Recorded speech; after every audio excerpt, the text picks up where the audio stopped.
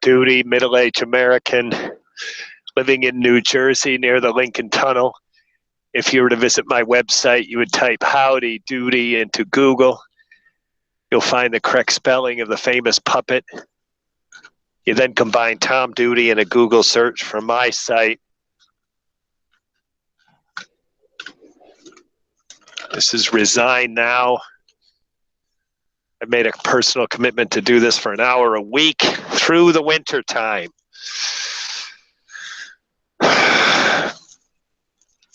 Purpose category is social activism, political activism.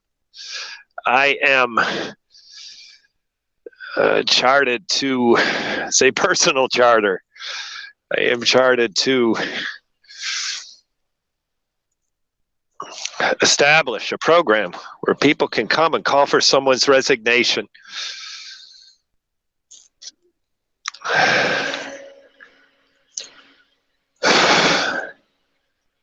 It is common on Twitter for people to call for someone's resignation. It is many times less common for it to result in a public, a widespread appeal for that resignation. In my opinion, it should be more common. And this, Resign Now, if I'm able to get what I am seeking by springtime, this can contribute to, God, someone is just outraged by someone who holds a level of authority higher than he or she, and that person seems to be misusing that authority. Resign Now could be a program that would allow a person who doesn't know what else to do to write me, to come on the program, to call me. Maybe I'll have some other participants at that time. And whoever is calling for a resignation can reach out to us. At the moment, us is not us, us is me. So I will transition there to what am I trying to accomplish now? I am soliciting for 3 levels of contribution. First, behind the scenes. Behind the scenes can be totally behind the scenes. And that means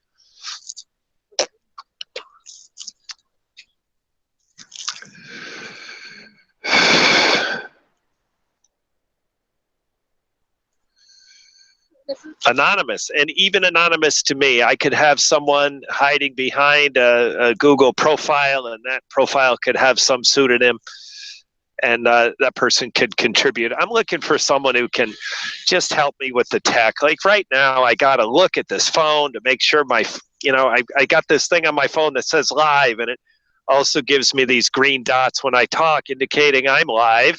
And my microphone is working, but I'm out here and it's cold, and I plan to do this through the winter. It's going to get more difficult.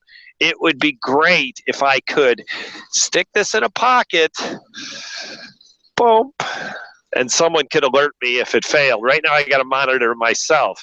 Touching electronics in the cold becomes cold.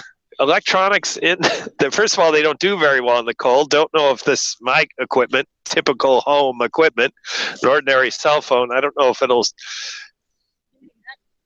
Angela, Rita, I don't know if my equipment will perform in the coldest of weather. It's doing okay so far. The battery does seem to die a little faster. So number 1, I'm soliciting category A, someone to contribute behind the scenes. That could even be anonymous. I just want someone to monitor this program and help me.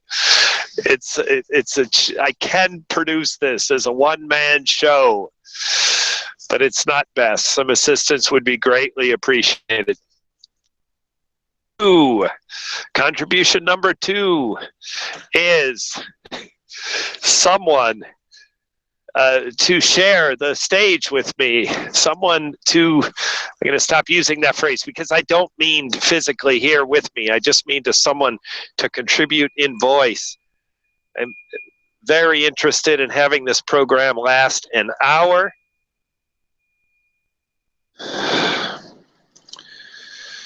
The most recent time I did it was 38 minutes, and that was fine. Something up to an hour.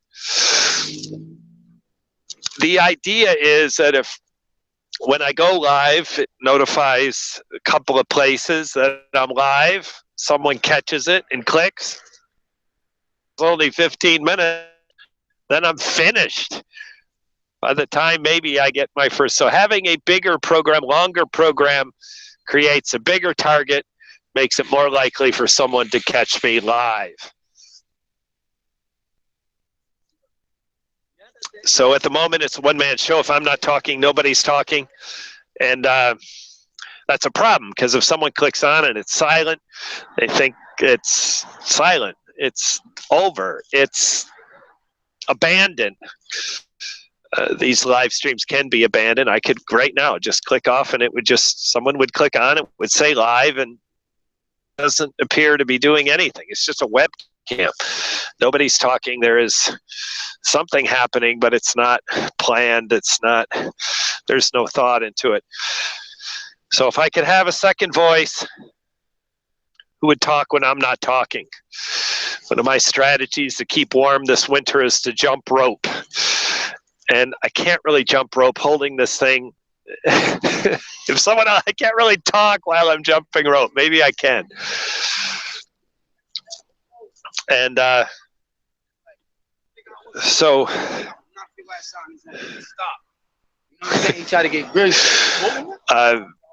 that's contribution category B.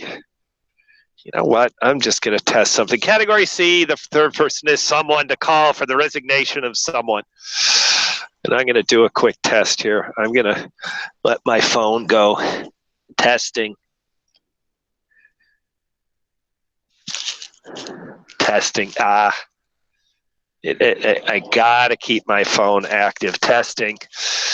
As soon as I let my phone...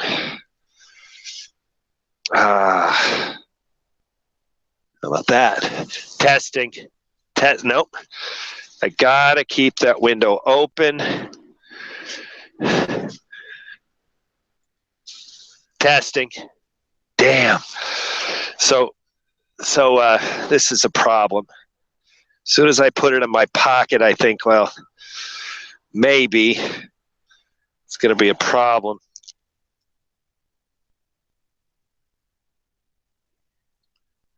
But you know what? I'm going to try it anyways. So there we go. Testing. I think I have my hands free. So now I just have to come to the laptop.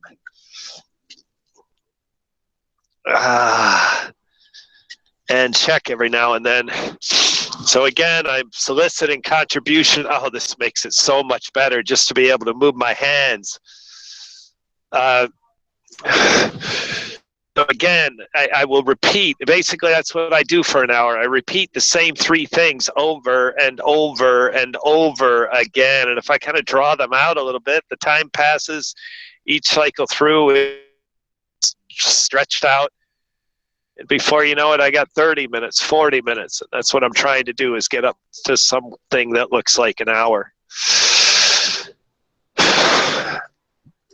So I'm going to do a quick summary. I'm soliciting 3 contributions. Category A, someone to contribute behind the scenes that can even be anonymous and can even be anonymous to me. So a Google profile with a pseudonym, someone that would listen and tell me that my microphone has failed or I've gone offline or something.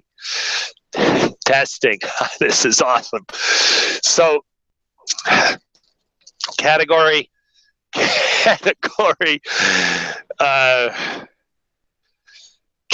B is someone to present in voice with me. So I'm not, this is a one-man show, and I would just like some company. Someone to contribute in voice. Someone who gets what I'm trying to do or is willing to try. And then third would be someone calling for the resignation. An angry person. That person can submit in writing, can submit anonymously, and I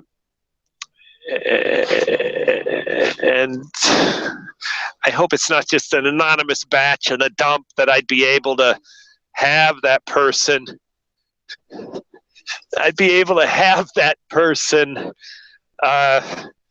return and do some Q&A, and whoever is being called upon to resign, I could go and solicit a comment from that person.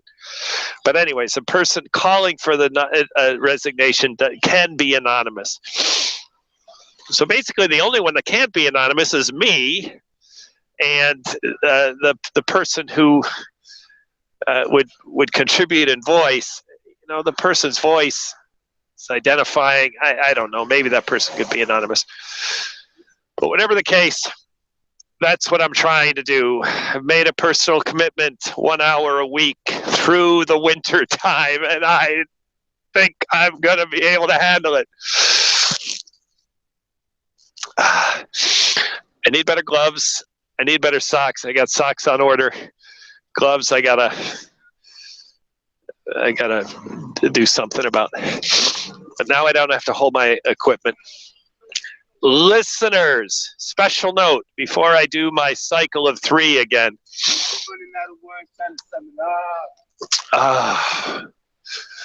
Man, what's going on with you? That's warm, huh? I want to go. So I have recorded 90 minutes tonight.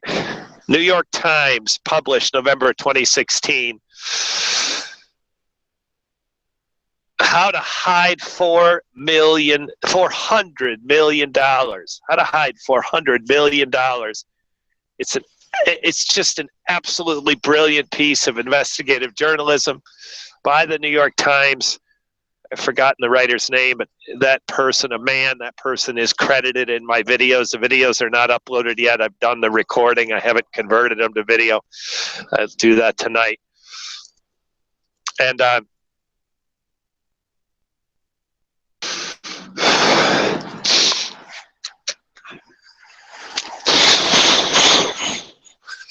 so what has happened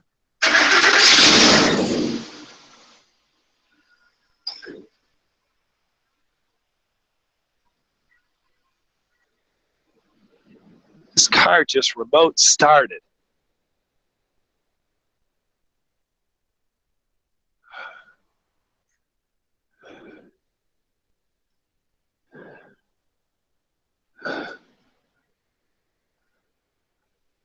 Listeners, this car, we just saw some lights go on. Someone just remote started this car, and I don't see the person.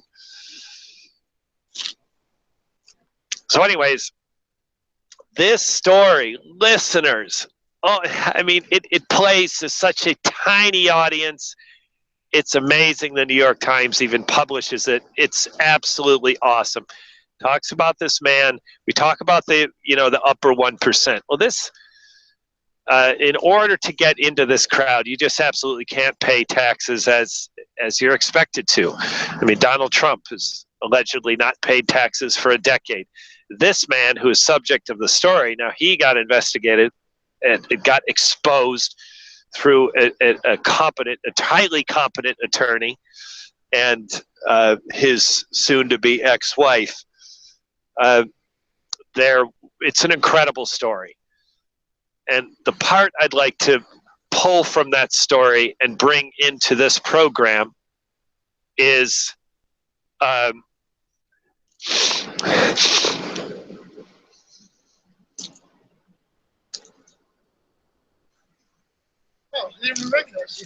doing YouTube Live. So the part that I'd like to bring from that program into this program, from the investigative reporting of the New York Times to this program, is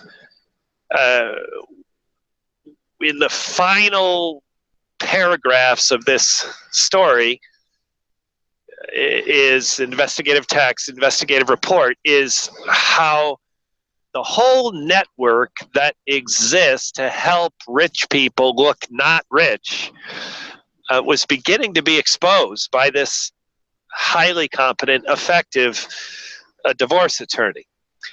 And the network had a decision to make. They needed to protect the entire network, allegedly an amount of money that exceeds the GNP of the United States of America. This is island nations, basically stateless money, countries that really aren't even countries, that have somehow passed laws that deflect lawsuits, foreign lawsuits, and are designed specifically to help people hide money. So it was looking like that entire network was going to be exposed through this divorce between a man named Robert and a woman named Sarah. As are their real names, the full names are used in the article. Neither of them American born, which is highly relevant to the story. So what happened is they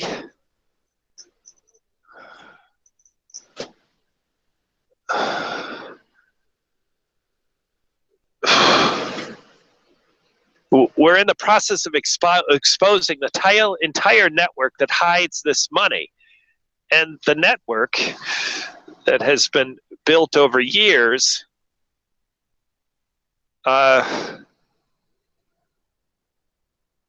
decided, do we protect ourselves? Do we protect the entire network? Or do we protect one man? And they purged this guy and exposed him and his wealth in relevant approximate quantities got exposed.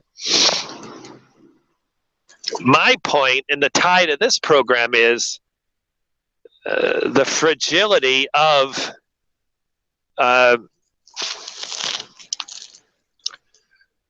friendships of the wealthy. These people are like drug addicts. And in this man's case, he was so bitter, he was determined to hide money from his wife. And probably, and of course, in the crosshairs, he was getting his daughter, I think, one or two children.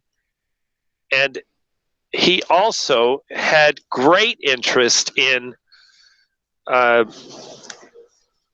hiding money from the evil country. This man, above all, wanted not to pay taxes to the United States of America. And his anger was so severe that he would do anything to prevent his wife from getting money through the divorce or the United States of America getting money through taxes. So it was just a story of not just greed, but a deep resentment and unresolved anger. And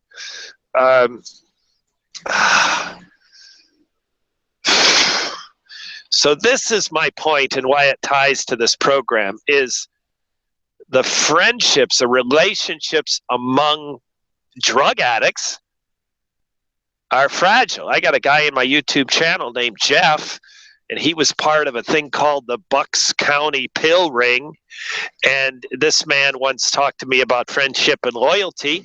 And during the course of his incarceration and his lawsuits, he ended up exposing the leader of the drug ring.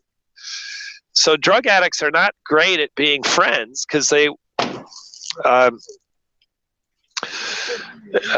have relatively fragile lives, and they will rat on a fellow drug addict before they expose themselves. And that's what these rich people are like. And the man, Robert, in this story was very much like that. So why does it tie into this program? Because if you call for someone's resignation and that person holds high level of authority and perhaps a lot of wealth, that person's friends are shockingly, I mean that sincerely, that person's friends are often shockingly fair-weathered.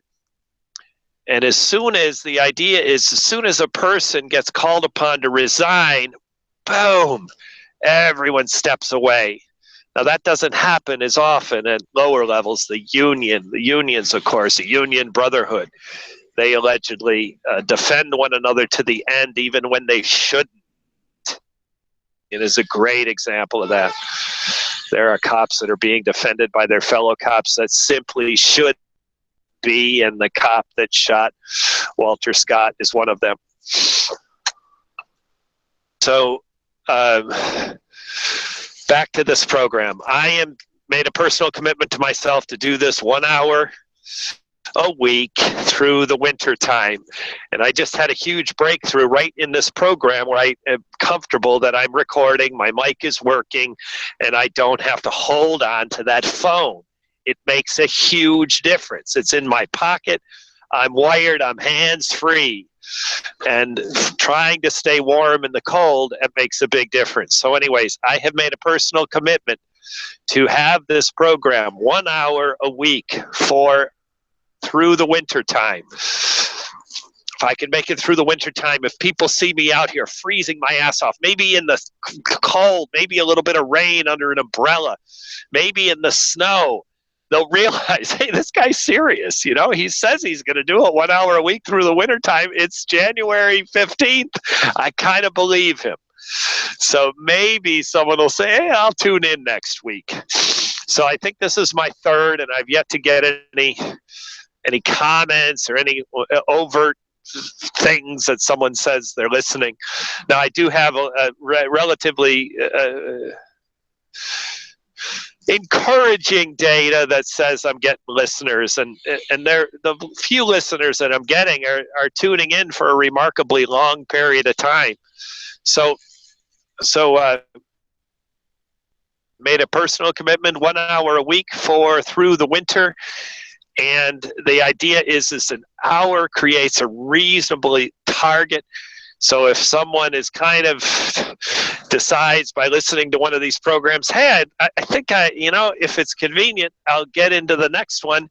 Next thing you know, I go live, it sends my tweet. Someone says, hey, I'm going to tune in. And by having it an hour long, there's a chance of that person catching me while I'm still live. If it's 15 minutes, of course, the chances of them catching me goes down dramatically. So that's why I'm trying to do it an hour. I am still in the course of, while I'm still a one-man show, it is my hope to change that by making this attractive in some way. I'm soliciting three categories of contribution. Number one is someone to help me behind the scenes.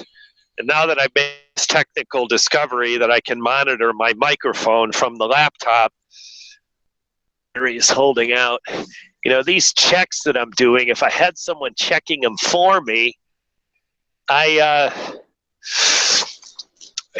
wouldn't have to do as much of it. So anyways, that person behind the scenes contribution could be anonymous. They could have a YouTube, Google profile with a pseudonym.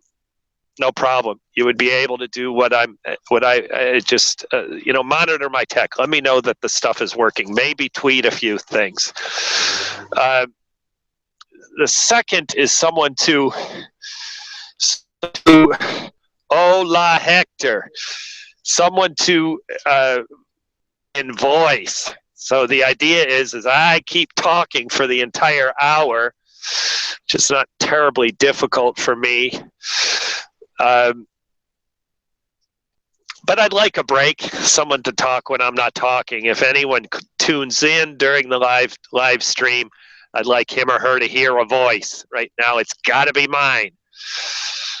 So that's contribution category 2. Category 2. I've got about a half hour into this.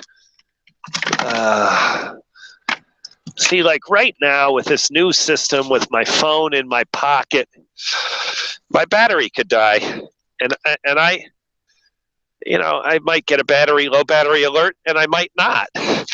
So that's what the behind the scenes person would do. They would Well, if my battery died, I don't know how I'd be alerted, but maybe that, I don't know. I could do something.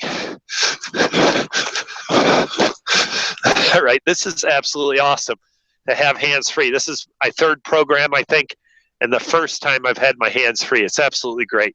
So I'm going to be able to go through the winter time. No problem. The tech is still a problem when it's cold. So the human element might survive the cold. The electronics might have some trouble. So category A, someone to help behind the scenes. That person can be anonymous, even anonymous to me. Can have a Google profile with a pseudonym, and that would be just fine. Second contribution is someone to contribute with me in voice. When I'm not talking, perhaps someone else could be talking. If someone clicks in, they would be able to hear a voice. Say, hey, something's happening here. I'm about to click off it. And what do you know? Someone's talking. What do you know? Duty's back. So that would be cool. Someone to contribute in voice. Contribution is third is someone to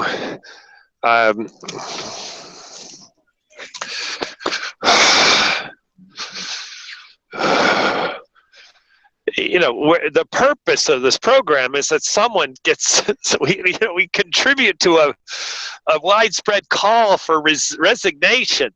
This is the people who hold, whose status in society is ordinary.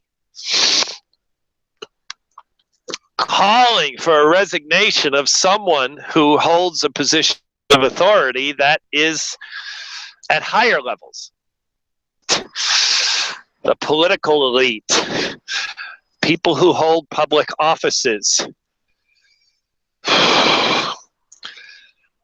What I talked about earlier is this New York Times piece, How to Hide $400 Million, and how a very rich man was exposed through a divorce.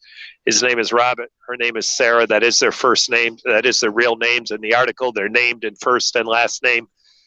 And it's just an extraordinary story about the psycho thinking of the ultra wealthy.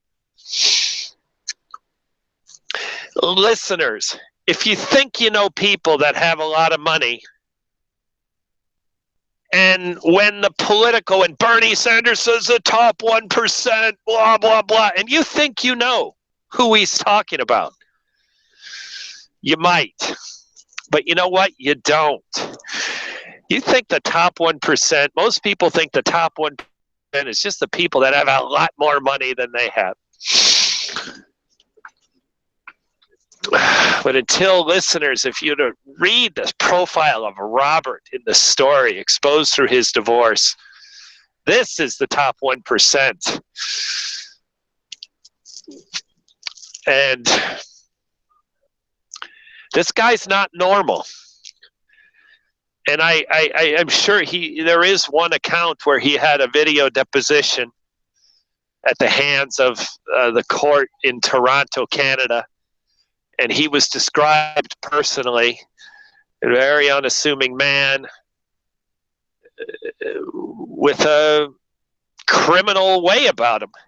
I use that word. As described by the attorney, he had a monotone voice.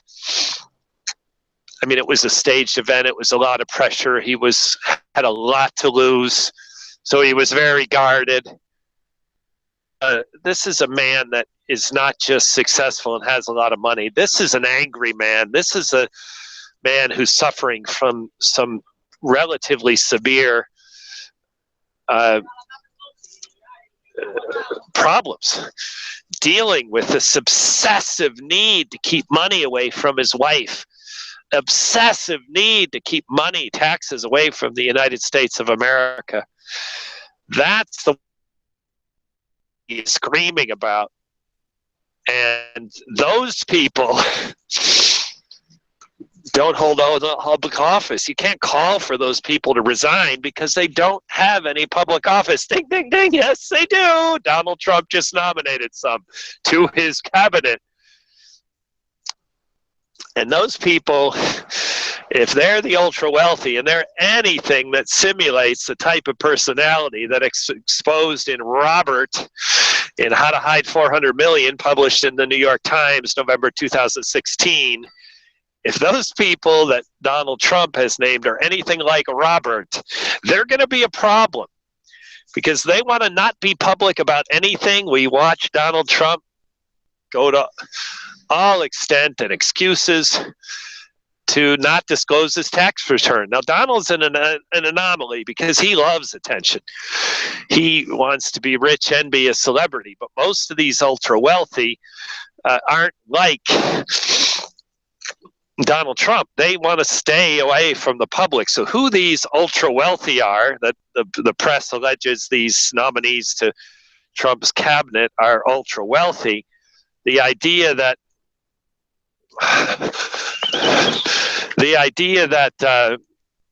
these people can hold public office and actually be able to stand the glare of the public eye, that's yet to be seen. And if any of them fuck up, I'd love to contribute to the public outcry that focuses and brings attention to these people and how they misuse the power that they've been given. I mean, some of them are going to be in charge of government agencies that are just an enormous responsibility of the United States government. They're not going to do everything right. And to the extent they do wrong, they need to be held accountable. And maybe the best thing for them to be is to go back into hiding. The ultra wealthy seem to be very good at. So again, that would be great to target someone who is misusing power, perhaps one of Donald Trump's cabinet members, who is allegedly ultra wealthy. The ultra wealthy have some level of privacy, a high desire for privacy because they don't want their finances to be known by a lot of people. This story in the New York Times, How to Hide 400 Million, exposes the psychosis of this Robert, who's in the process of divorcing Sarah. And the divorce drags on for about a half decade. And it's an incredible story of a bitter, angry, obsessively private, wealthy man who wants nobody to know anything. He wants to appear to everyone to be broke, nothing to his name, but yet he's got a bunch of houses and an extraordinary big yacht and lives this gigantic life with these corporations paying his monthly expenses, which are enormous.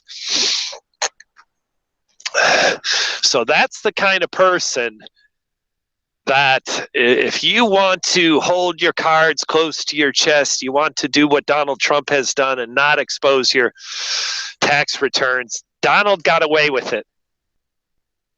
But Donald has some peculiar charm that is not totally lost on me. But it certainly got him further than I could ever imagine it would have got him. And so he has this weird thing where he loves the public eye, but yet he doesn't want to disclose anything about his finances. These people that he's nominating are probably not so keen with the public eye. They're probably not using Twitter the way he uses, which everyone's complaining about, and I absolutely love. I don't really like what he tweets, but I certainly like that he tweets. I don't think it's a bad activity of a president.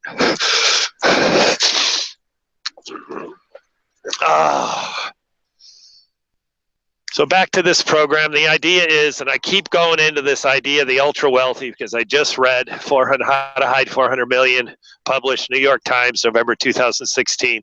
It's an incredible article. It took me an hour and a half to read it. It will soon be on my YouTube channel.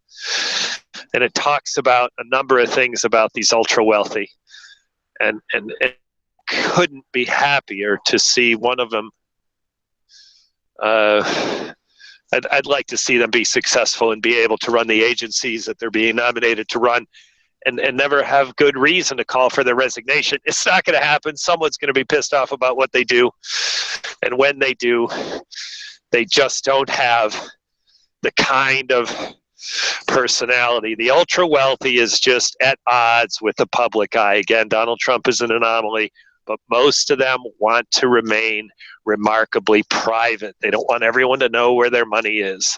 And once you start getting this idea that, oh, if I get exposed, this is going to be dangerous, and it works every day, every hour, every month, every week, it becomes part of people's personalities, as it does with Robert, who's the center of this story and how to hide 400 million. I'm going to keep this program up once an hour, 1 hour, once a week, and I'm just about finished with this week.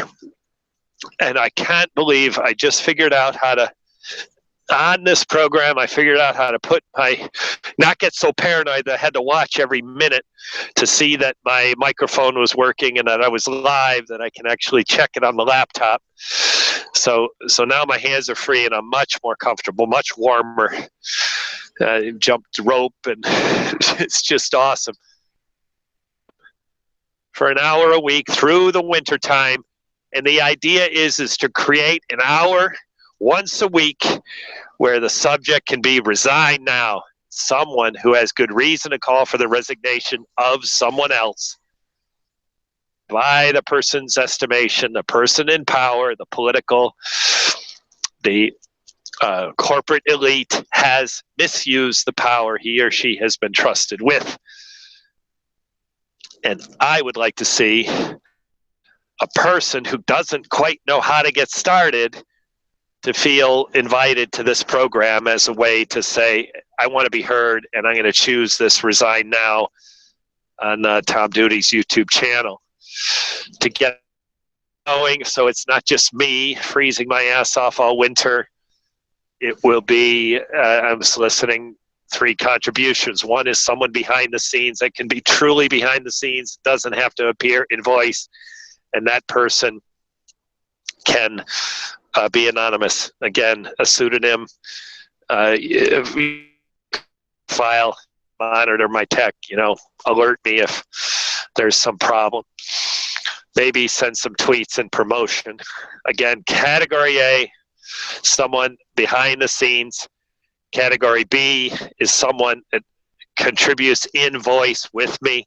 It would just be great, if I could maybe jump some rope. It's going to get colder, and I could jump some rope and not feel like I got to keep talking as I'm pressuring myself to talk now. And the third contribution is someone who has identified a person who's misusing the power he or she has been trusted with. And that's where the objective of this program begins. By my estimation, this is in the category of social political justice, social political activism. And if you think about the word activism, if you think of social political activism, it comes with a high price. You're talking about motivating, unifying a large group of people. It is often coupled with violence, vandalism, murder, injury, and a huge effort over a long period of time to get any sustainable change. Great. It's needed. Mass activism. So this is like a micro activism. If people could unify, set sights on a person who is misusing the power he or she has been trusted with, it is my observation that resignations happen remarkably easily. These people who hold positions of power have fragile links holding them in place. And as soon as, it is my estimation that as soon as they appear weak, as soon as they appear as though they're at risk, their compadres run from them, like run scared. And and once they don't have the support, anyone to defend them, which by my estimation happens pretty easily, their resignation can come quickly. That is my observation. And it's happening in earlier programs. I've given examples. Those examples are kind of dated. I don't have any fresh ones, but it does happen. And it happens with a relatively small effort. So in theory, the people are saying to the political and corporate elite, we want you to use the authority you've been given responsibly. And whistleblowers may not know what to do, but certainly anonymous a message to this program. I mean, I look back at Enron and Kenny Lay, the guy who was sentenced to go to jail, and I think he died of a heart attack before he went to jail. In fact, that guy didn't spend a day in prison was an injustice in itself. But many people at Enron knew what was going on. There was opportunities to blow the whistle. This would be one place to do it. Resign now. Call for the resignation of the CEO. And, maybe that corporation could have been saved if whistleblowers not only were motivated to do it, they felt protected. They also had an easy place to go and say, hey, this program's kind of made for what I want to do. I want to blow the whistle. Dial the clock back to Enron in the 90s, I think. I want to blow the whistle. I want to call for the resignation of the CEO. Hey, come on, resign now and do it. And, this is a program built for nothing else. Resign now. I plan to keep this up. I got a personal pledge once an hour, once a week, and I'm very close to the end of it. Absolutely thrilled with testing. I'm absolutely thrilled. My battery is held out. I've had my cell phone in my pocket, and yeah, I'm about finished. Couple more minutes. I'm going to do my whole cycle one more time. Once more, refer to the New York Times article, How to Hide $400 Million, published November 2016. It will very soon be on my YouTube channel. I got 10 different videos. It took me an hour and a half to read. It's incredibly thorough. Listeners, it's absolutely fantastic. There's sometimes nonfiction is better than fiction. And in one case, an attorney decides that if they can find this guy, Robert, on his boat, well, through the course of some public webcams throughout the Riviera, they found this gigantic yacht called Deja Vu and made a trip to, France, maybe Spain, found the ship, went on a little cruise around the ship, got a picture of this man with his girlfriend, and it helped contribute to this divorce. I forget why. I think they were trying to establish that this boat was being used by Robert. The girlfriend really wasn't relevant, but the fact that this man was using this ship that was being paid for by this corporation, the ship was insured to be used only by this man. They had evidence that he was actually using it, and he wasn't paying for it. Well, okay, who is and why? Well, maybe the corporation that's paying for it is actually his money, even though he's trying to make it look like it's not. It's a fantastic, spy fiction kind of thing. And justice wins. This woman who had accumulated a large sum of money during her marital years, she ended up getting a fair portion of it. Her lawyer also got a bundle of it himself.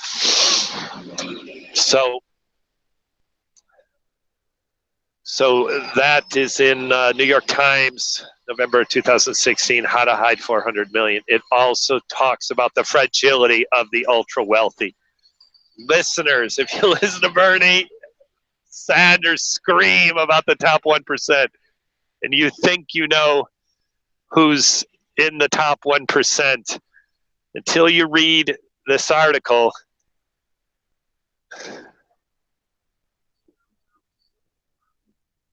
Hi, honey. What do you want? trying to stay warm, Angie. So this, the personality in this Robert, the ultra wealthy, listeners, if you think you know who Bernie Sanders is talking about, with the top 1%.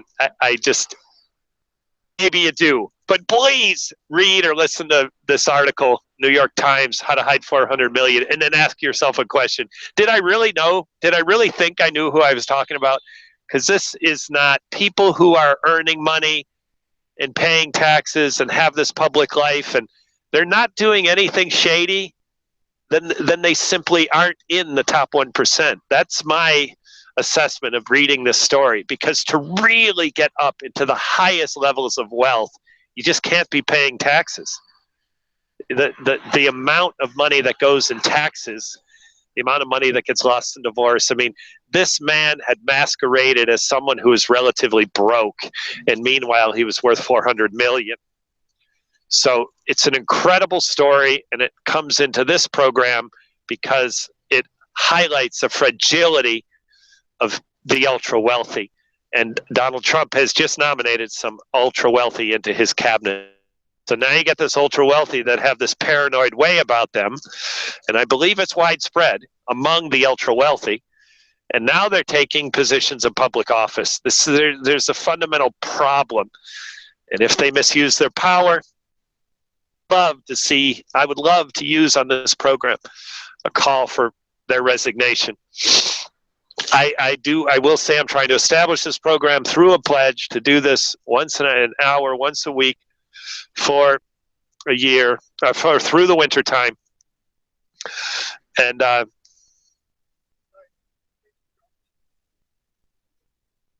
so again, I'm soliciting three categories of participation. One is someone who is behind the scenes. I could use some help to check some things, make sure this is working. And secondly, someone that participates in voice with me and talks when I'm not talking. I have been talking now for an hour, and to be able to take a break, jump some rope would be great. And third, of course, is someone who has identified a person who has misused, by that person's estimation, has misused his or her power, the power he or she has been trusted with, and that is the corporate or political elite. And that's the end of my program. This has been Tom Duty. I'll be back next week, hands-free. Listeners, if you tuned in midway or whatever, and I was holding a phone. It makes a huge difference. My phone is in my pocket, and that gives my hands free. It's much easier to stay warm. This has been Tom Duty, middle-aged American living in New Jersey near the Lincoln Tunnel. If you were to visit my website, you would type Howdy Doody into Google. You'll find the correct spelling of the famous puppet. You then combine Tom Duty in a Google search for my site. Thank you for listening. Have a good day, good evening, a restful night's sleep. Ciao, ciao.